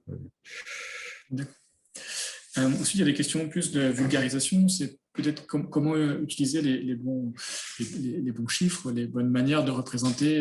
Ce que vous avez dit, c'est très complexe comme système. Et du coup, pour certaines personnes, on pourrait penser que juste quelques degrés, ce n'est pas très grave, parce qu'il y a la confusion climat-météo. Et donc, comment bien convaincre les différentes personnes impliquées, enfin toute la population, parce qu'on est tous impliqués dans cette histoire. Quels sont les bons outils pédagogiques? Il y a beaucoup de questions autour de la pédagogie, de la transmission. Alors, il y a vous avez peut-être remarqué dans le chat, vous parlez de la fresque du climat, c'est un outil effectivement très efficace, je pense que vous le connaissez. Quels outils pédagogiques peut mettre en œuvre pour cette éducation? Et alors, la première partie de la question, c'est sur quels sont les bons chiffres, les bonnes manières de présenter les choses pour essayer de simplifier, parce que si on voit que dès qu'on rentre dans du complexe, les gens perdent le fil, et du coup, arriver à simplifier tout en étant convaincant. Je pense qu'il y a d'abord peut-être des éléments de langage qu'on n'utilise pas facilement, mais qui peuvent ne pas être très, très compliqués, que les gens peuvent s'approprier, je pense. Là, je ne l'ai pas toujours fait dans l'exposé cet après-midi, mais si on parle de ce qui se passe quand on émet des gaz à effet de serre, essentiellement, ce qu'on fait, c'est qu'on fait une rupture d'équilibre. C'est quelque chose qui est sans doute relativement facile à faire comprendre. Et j'essaie de montrer les schémas, mais je n'ai pas dit ces mots-là. Peut-être je reviens juste en arrière quand même, si jamais ça m'est permis. Non. Si, allez-y. Hop là. C'est-à-dire que c'est un ordinateur différent du mien et je n'ai pas les réflexes. On est toujours sur la slide, effectivement, sur la diapo. Peu importe. Ce que je voulais dire, c'est qu'effectivement, je montrais des courbes où on avait le niveau de CO2 qui restait le même pendant très longtemps et puis qui augmentait brutalement. Ça, c'est quelque chose qui est visuellement extrêmement fort et qui montre que tout un tas de choses qu'on lit par ailleurs sont des choses qui sont fausses. C'est-à-dire qu'on essaie de dire si c'est pas plutôt… Donc là, on sait que c'est les gaz à effet de serre qui créent le réchauffement. Est-ce que c'est pas l'inverse? Bon, il y a toutes sortes de choses qui circulent et qui sont fausses et pour lesquelles un schéma un petit peu décrit de manière un tout petit peu précis devrait donner la réponse et devrait faire taire en fait un certain nombre de choses. Donc ça, c'est quelque chose. Je crois que c'est assez important d'avoir un petit peu cette banque de données, au moins mentalement, qui sont des choses qu'on peut, je pense, faire valoir auprès d'un public très large. Et cette idée d'équilibre, de déséquilibre qui se crée à un moment donné, bon, je crois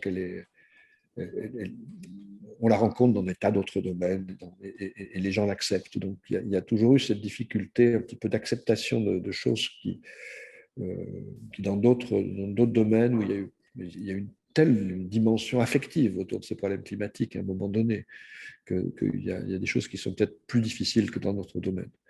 Mais alors, je crois qu'il faut faire très attention à cette manière de traduire les choses avec des mots qu'on peut comprendre. Et du coup, un étudiant qui rebondit sur qu'est-ce que l'État et les citoyens peuvent faire, selon vous, pour forcer alors là, c'est orienté sur les multinationales et les gouvernements pour agir. Donc, c'est-à-dire là le côté citoyen et éventuellement État aussi, et la question un peu globale, mais quel levier d'action voyez-vous? Alors, moi, je ne me sens pas, comment dire, un prophète absolu capable d'avoir des réponses. Bon, j'ai une certaine vision des choses qui correspond à ce que je fais quotidiennement sur ces enjeux-là. Je crois qu'effectivement, on est face à des problèmes qui sont des problèmes de grande ampleur et qui méritent d'être traités dans le cadre qui est le leur. Je crois que quand on parle de l'ultralibéralisme, on parle d'un vrai problème. Donc tous ces enjeux-là doivent trouver un traitement. Moi, par goût, j'aime bien que ces traitements-là s'appuient sur une compréhension des enjeux, qu'on puisse amener quelque part, traduire quelque part. Mais ça, je crois que chacun a sa réponse un petit peu par rapport à ces enjeux-là, et c'est normal qu'elle ne soit pas toujours la même. Et ces enjeux-là sont des enjeux majeurs. Après, par rapport à ce qui est le climat, je pense qu'on a quand même, je l'ai dit, des perspectives assez précises de ce qu'on peut faire ou ne pas faire. On est face sur un et donc, je crois qu'il faut faire attention à serrer un petit peu dans les échelles d'action possibles. Je crois qu'on n'a pas besoin de se priver de ce qu'on sait faire maintenant, tout de suite, en se disant que de toute façon, ça relève de choses qui sont à beaucoup plus grande échelle et on devrait être capable de faire les deux. Donc, à propos des actions qui se font, là, je disais récemment qu'il y avait 1800 villes qui s'étaient engagées là, au niveau du territoire européen de la Convention des maires pour le climat et l'énergie, et ils avaient réussi à réduire de 26% leurs émissions en 2005 et 2017. Quand vous dites agir tout de suite, en fait, les premières actions, on voit qu'elles ont du mal à avoir lieu, mais quand elles ont lieu, ça fonctionne, mais on fait toujours le plus facile au départ. Et du coup, des fois, il y a certaines images où on dit qu'il faut réduire de 5% par an. Ce serait comme si on avait un Covid chaque année là, pour atteindre la neutralité carbone en 2050. Mais 5%, on voit que c'est déjà difficile. Et en plus, il faudra le refaire l'année suivante et encore, sachant que ce qu'on fait au départ est toujours le plus facile. Est-ce qu'il ne faudrait pas annoncer des choses beaucoup plus ambitieuses pour les premières années, parce que derrière, ça sera encore plus difficile d'arriver à réduire? Est-ce que je ne sais pas si je suis clair sur ma question. Vous êtes tout à fait clair et je suis tout à fait d'accord avec ce que vous dites. C'est-à-dire que les enjeux, moi c'est une des choses que j'ai un petit peu reproché à la Convention citoyenne, par exemple, c'est le fait qu'on se limite à dire on va essayer de voir comment on peut diminuer, alors je crois que c'était de 20%, quelque chose comme ça, sur 10 ans. Sur un, oui, j'ai toujours des petits problèmes avec les chiffres quand je... Mais en tout cas, c'était de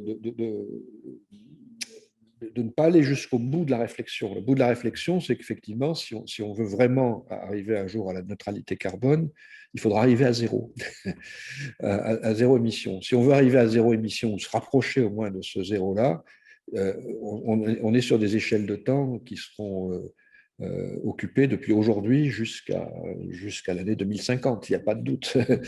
Donc, ça veut dire qu'il faut essayer d'avoir une vision qui dépasse les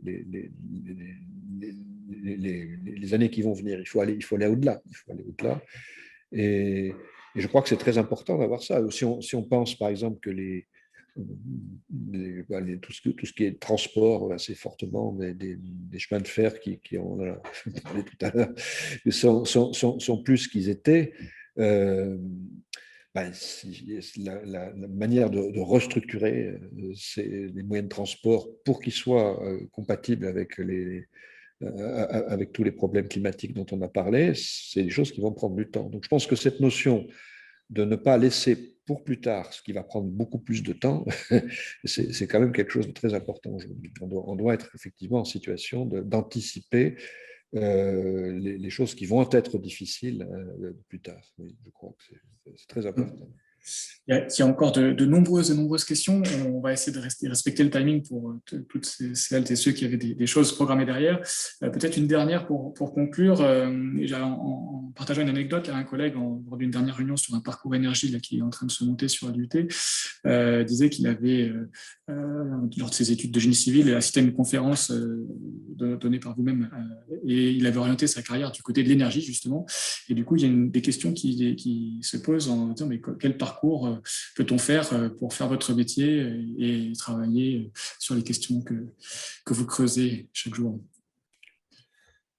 Je crois qu'il y a beaucoup d'entrées possibles dans ce problème-là, puisqu'on l'a dit, c'est un problème qui est devenu très interdisciplinaire. On peut rentrer par la case physique, comme moi j'ai fait, la physique du climat.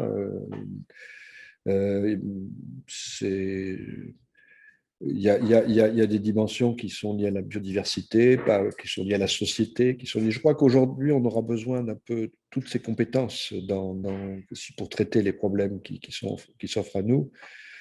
Et on le voit maintenant.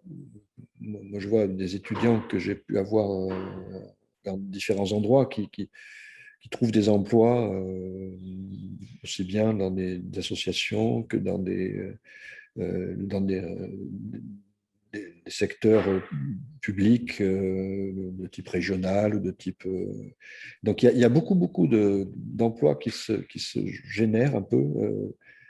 Je crois que ça passe toujours, je dirais, par avoir une compétence forte. Je crois que ce qui est peut-être préjudiciable quand on essaie, enfin, ce que je vois, c'est que quelqu'un qui n'a fait que du saupoudrage aura peut-être un petit peu plus de mal. Donc, il y a besoin d'avoir quelquefois des compétences fortes. Mais il n'y a pas de règle, hein, vraiment. Je crois que la première des choses, c'est d'être convaincu, d'avoir une envie de savoir un peu où on veut aller, quoi, de savoir ce qu'on veut porter comme idée, comme message. Et je crois que c'est ça qui est le plus important, certainement. Et puis, il y a tout ce qu'on peut faire en tant que citoyen aussi, toutes les actions, comme vous le disiez, contestation ou pas, d'éducation aussi, de transmettre. Donc, je pense que tout à chacun, en tant que citoyen et citoyenne, on a des outils à notre disposition, des associations à notre disposition pour porter le message et l'expliquer. Et c'est vraiment dans la compréhension de ces enjeux qu'après les choses peuvent bouger. Donc, il y a un petit souci donc, il ne faut pas hésiter là. Donc, par rapport à toutes ces questions, qu'est-ce qu'on peut faire?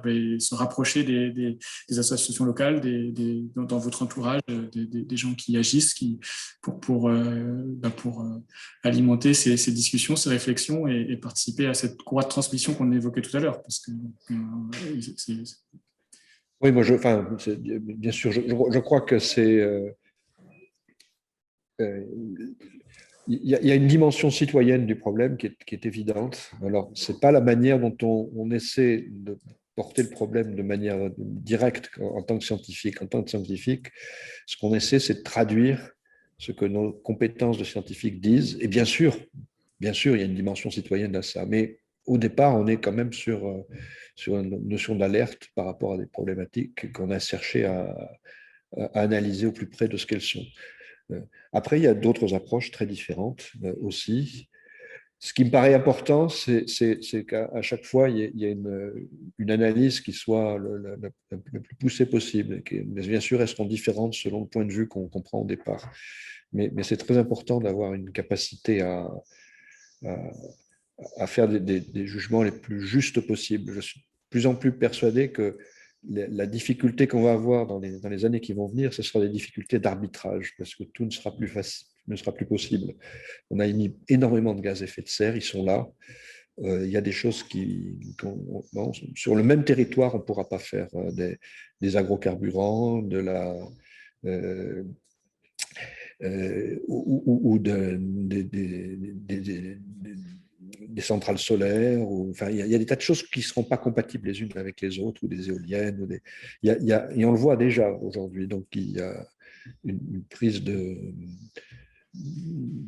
décision qui devra être arbitrée, et qui devra être arbitrée aussi avec des valeurs. Et les valeurs, c'est encore plus difficile, parce que les valeurs, c'est des choses qui sont assez personnelles et assez difficiles à partager. Donc voilà, je crois que c'est très important, effectivement,